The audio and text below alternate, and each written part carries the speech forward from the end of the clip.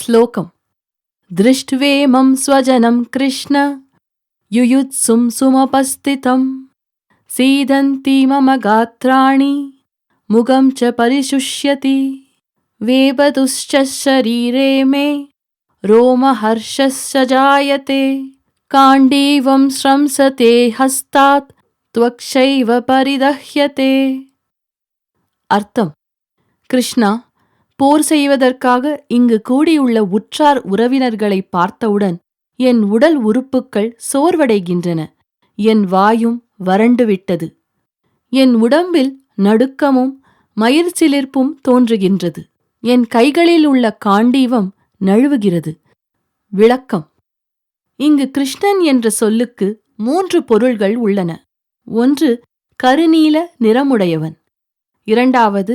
கிருஷ் என்றால் சத், நா ஆனந்தம், அதாவது சச்சிதானந்த பிரம்மஸ்வரூபம். 3. பக்தர்கள் படும் துயரத்தை களைபவன்.